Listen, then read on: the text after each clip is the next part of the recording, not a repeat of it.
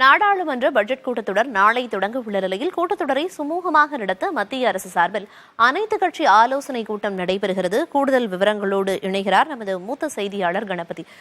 இந்த அனைத்து கட்சி ஆலோசனை கூட்டத்தில் எந்தெந்த கட்சிகள் எல்லாம் பங்கேற்றிருக்காங்க? இந்த கூட்டத்தில் என்னென்ன விஷயங்கள் குறித்து ஆலோசனை செய்யப்பட இருக்கு? கூடுதல் விவரம் என்ன?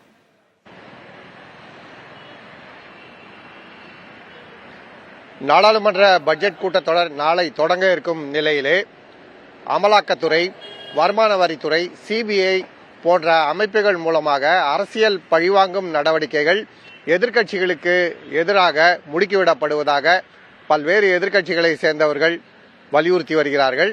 ஆகவே இது குறித்து விவாதிப்பதற்கு நேரம் ஒதுக்க வேண்டும்.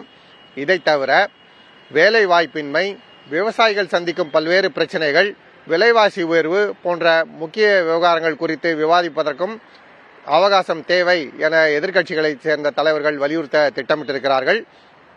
நாளை காலை காங்கிரஸ் கட்சியின் தேசிய தலைவரான மல்லிகார்ஜுன கர்கே அலுவலகத்திலே எதிர்க்கட்சிகளை சேர்ந்தவர்கள் ஆலோசனை நடத்தி கூட்டாக ஒரே நிலைப்பாடாக நாடாளுமன்ற கூட்டத்தொடரிலே ஒரே குரலாக ஒலிக்க வேண்டும் என்பதை திட்டமிடுவதற்காக ஏற்பாடுகளை செய்து வருகிறார்கள். இந்நிலையில்தான் இன்று மத்திய நாடாளுமன்ற விவகாரத்துறை அமைச்சர் பிரகலாத் ஜோஷி அழைத்திருக்கும் இந்த கூட்டத்திலே காங்கிரஸ், திமுக, அதிமுக, இடதுசாரி கட்சிகள், திரிணாமுல் காங்கிரஸ், தேசியவாத காங்கிரஸ் கட்சி, ராஷ்டிரிய ஜனதா தளம், ஐக்கிய ஜனதா தளம் உள்ளிட்ட பல்வேறு கட்சிகளின் பிரதிநிதிகள் கலந்து கொள்கிறார்கள். நாளை குடியரசுத் தலைவர் உரை நடைபெற இருக்கிறது.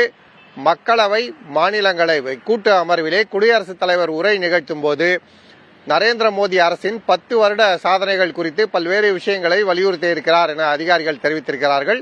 அதையடுத்து பிப்ரவரி 1ஆம் தேதியன்று இடைக்கால பட்ஜெட், அதாவது ஓட் ஆன் அக்கவுண்ட் என்று அழைக்கப்படும் இடைக்கால பட்ஜெட் தாக்கல் செய்யப்பட இருக்கிறது. அதற்கு அடுத்தபடியாக பிப்ரவரி 2ஆம் தேதியிலிருந்து குடியரசுத் தலைவர் உரைக்கு நன்றி தெரிவிக்கும் தீர்மானம் மீதான விவாதம் தொடங்கும். அப்போது எதிர்க்கட்சிகள் பல்வேறு அரசியல் தொடர்பான விவகாரங்கள் குறித்து மக்களவை மற்றும் மாநிலங்களவையிலே தங்களுடைய கருத்துக்களை பதிவு செய்வார்கள் என எதிர்பார்க்கப்படுகிறது. இந்த கூட்டத்தொடர் மிகவும் சுருக்கமான கூட்டத்தொடர். பிப்ரவரி 9ஆம் தேதி வரை மட்டுமே நடைபெற உள்ளது. ஆகவே அதற்குள்ளாக முக்கிய அலுவல்களை முடிக்க வேண்டும் என மத்திய அரசு விரும்புகிறது. ஆனால் இது மக்களவை தேர்தலுக்கு முந்தைய இறுதி கூட்டத்தொடர் என்பதால் இந்த கூட்டத்தொடரிலே அரசியல் பிரச்சனைகள் அனைத்தையும் அழுத்த திருத்தமாக வலியுறுத்த வேண்டும் என எதிர்க்கட்சிகள் திட்டமிட்டிருக்கின்றன. ஆகவே மிகவும் காரசாரமான விவாதங்கள் இந்த கூட்டத்தொடரிலே நடைபெறுவதற்கான வாய்ப்பு இருக்கிறது. இத்தகைய சூழ்நிலையில்தான் நாளை காலை பிரதமர் நரேந்திர மோடி கூட்டத்தொடர் தொடங்குவதற்கு முன்பு சுமூகமாக இந்த கூட்டத்தொடரை நடத்த வேண்டும் என வேண்டுகோள் விடுக்க இருக்கிறார்.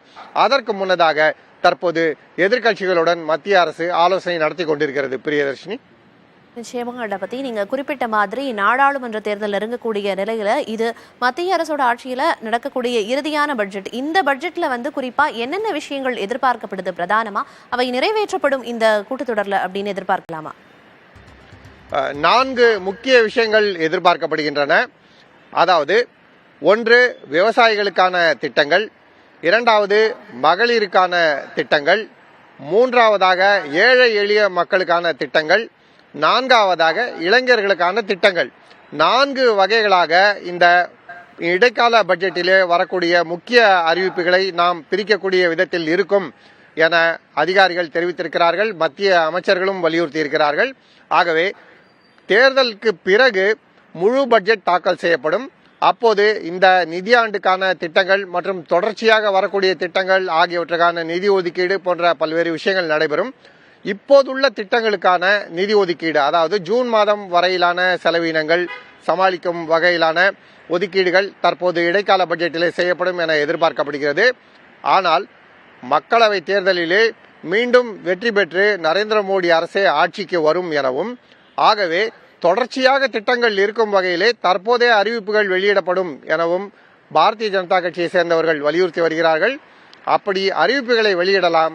ஆனால் முழு நிதியாண்டுக்கான ஒதுக்கீடுகளை தேர்தல் முடிவுக்கு பிறகு முழு பட்ஜெட் தாக்கல் செய்யும் போதுதான் செய்ய முடியும். ஆகவே தற்போது பெண்கள், இளைஞர்கள், ஏழை எளிய மக்கள், விவசாயிகள் ஆகிய 4 பிரிவினருக்கான பல்வேறு அறிவிப்புகள் பிப்ரவரி 1ஆம் தேதி அன்று எதிர்பார்க்கப்படுகிறது. பிரியதர்ஷினி. டெல்லியில் அனைத்து கட்சி கூட்டம் தொடங்கி நடந்து வருகிறது. இது தொடர்பான விரிவான விவரங்களை வழங்கியதற்கு நன்றி கணபதி.